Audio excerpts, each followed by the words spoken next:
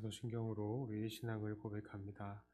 전능하사 천지를 만드신 하나님 아버지를 내가 믿사오며 그 외아들 우리 주 예수 그리스도를 믿사오니 이는 성령으로 잉태하사 동정녀 마리아에게 나시고 본디오 빌라도에게 고난을 받으사 십자가에 못 박혀 죽으시고 장사한 지 사흘 만에 죽은 자 가운데서 다시 살아나시며 하늘에 오르사 전능하신 하나님 우편에 앉아 계시다가 저리로서 산 자와 죽은 자를 심판하러 오시리라. 성령을 믿사오며 거룩한 공회와 성도가 서로 교통하는 것과 죄를 사하여 주시는 것과 몸이 다시 사는 것과 영원히 사는 것을 믿사옵나이다. 아멘. 찬송가 215장 찬송하겠습니다.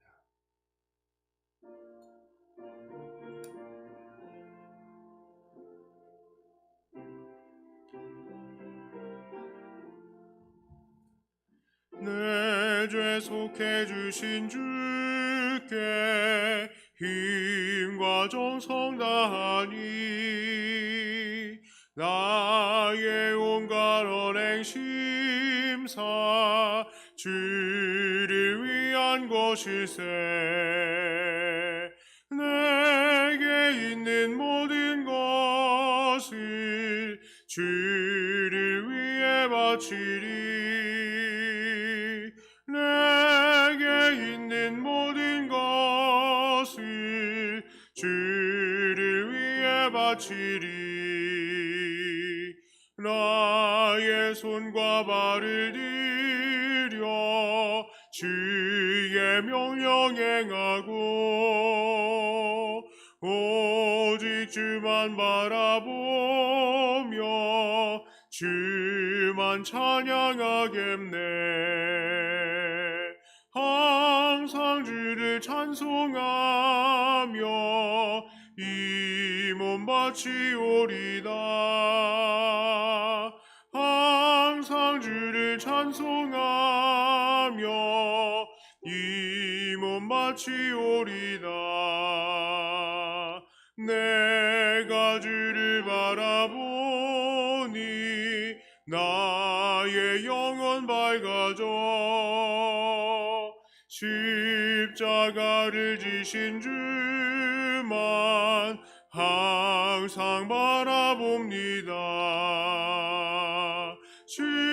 십자가를 바라보며 주만 따라가리라. 십자가를 바라보며 주만 따라가리라. 신기하고 놀라워라. 영광스러운 왕의 왕. 나를 친구 삼아 주사 편히 쉬게 하시네. 주의 날개 보호 아래 영원한 식 얻겠네. 주의 날개 보호 아래 영원한 식 얻겠네.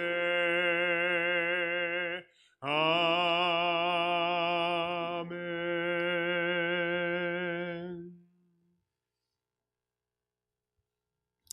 하나님 말씀은 호세아 12장 1절부터 10절까지의 말씀입니다.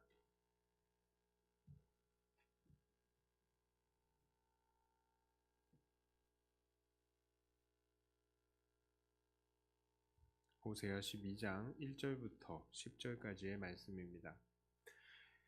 에브라임은 바람을 먹으며 동풍을 따라가서 종일토록 거짓과 포악을 더하여 아스루와 계약을 맺고 기름을 애굽에 보내도다. 여호와께서 유다와 논쟁하시고 야곱을 그 행실대로 벌하시며 그의 행위대로 그에게 보응하시리라.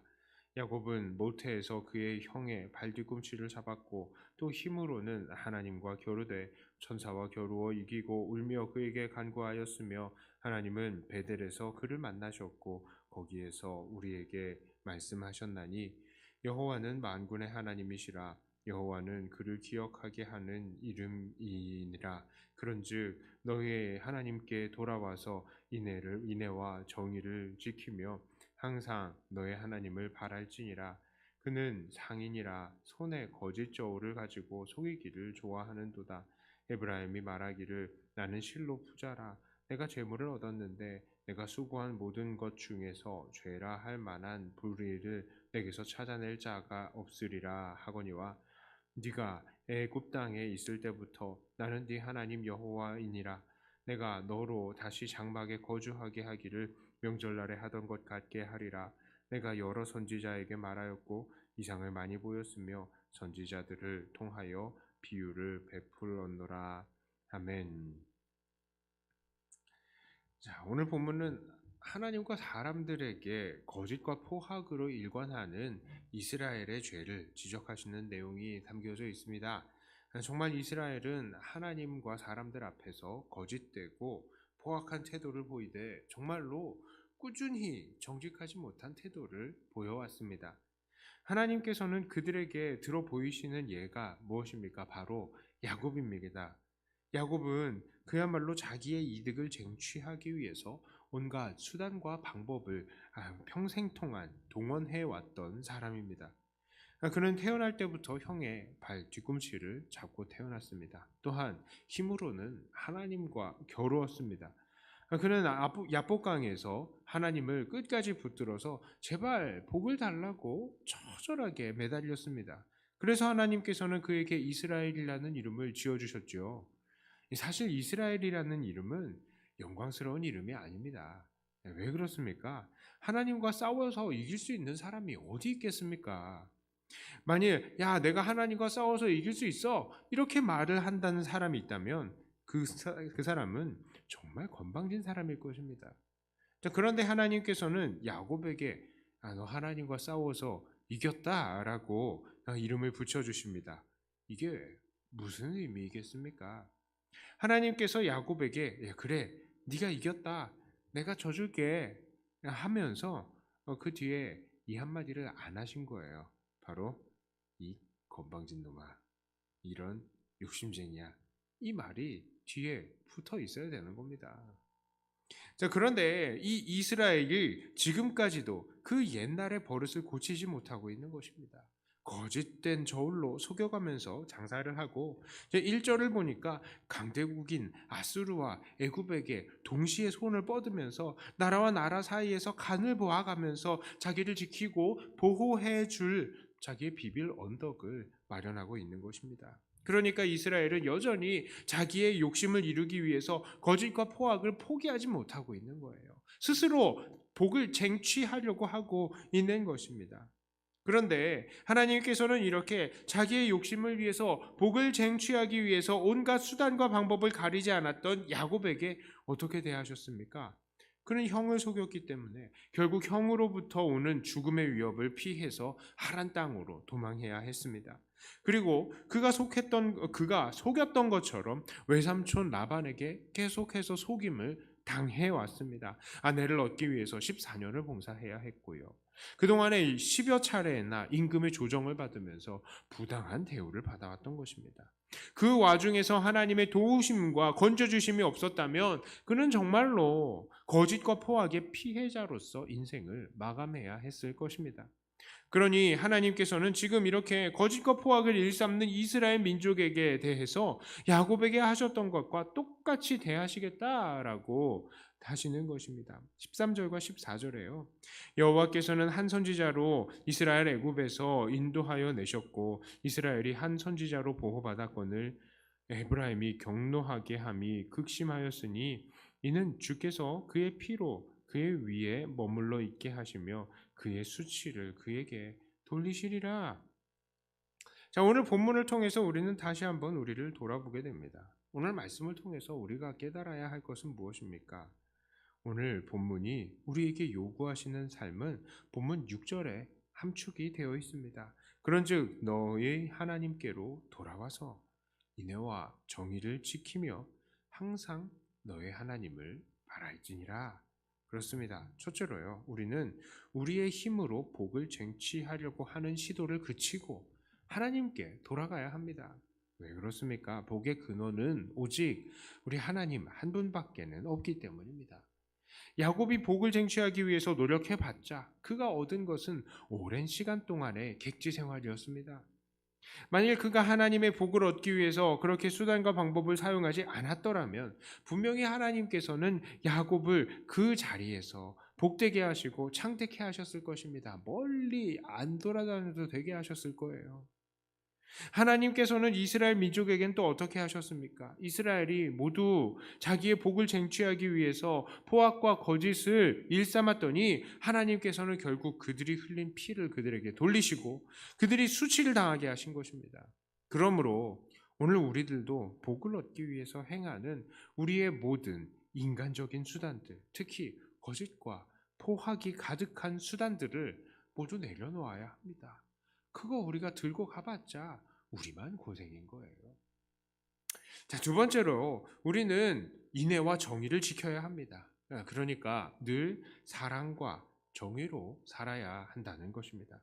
왜 그렇습니까? 하나님의 성품이 바로 사랑과 정의이며 하나님께서는 그런 사랑과 정의로 이 세상을 오늘도 다스리고 계시기 때문입니다.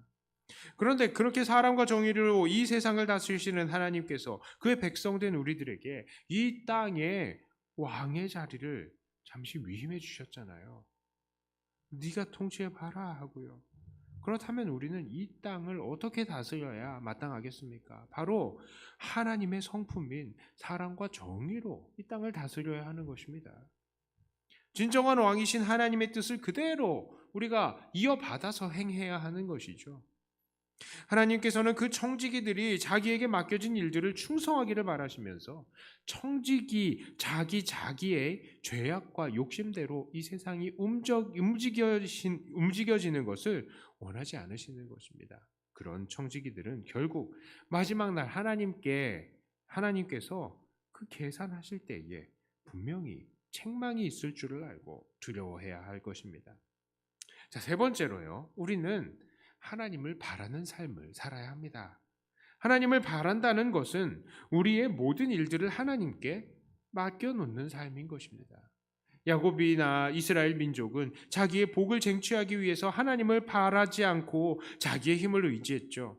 그러나 하나님께서는 우리의 모든 내일을 하나님께 맡기기를 바라시는 것입니다. 그래서 예수님께서도 이렇게 말씀하셨죠.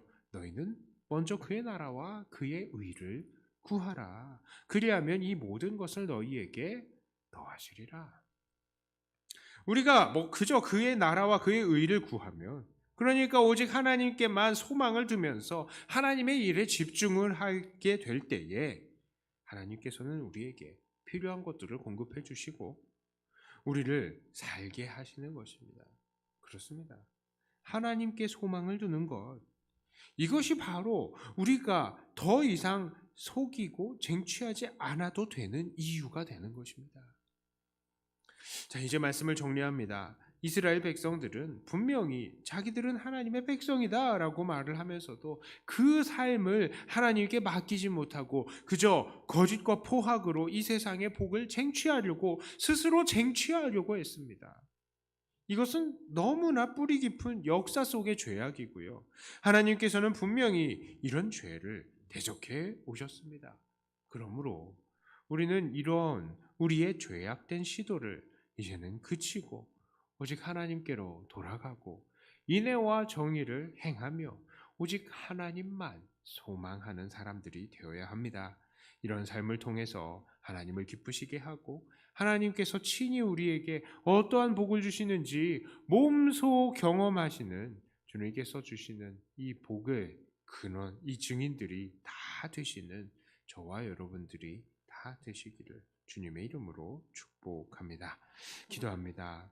하나님 아버지, 우리가 스스로 복을 쟁취한다고 해봐야 그것을 또 얼마나 얻을 수 있겠습니까? 이 복을 얻고자 우리가 포악과 거짓을 일삼으면 그저 우리에게 화를 쌓는 것밖에는 더 되겠습니까? 하나님, 정말 아버지 하나님께서 기뻐하시는 그런 청지기의 삶을 살게 하여 주시옵소서.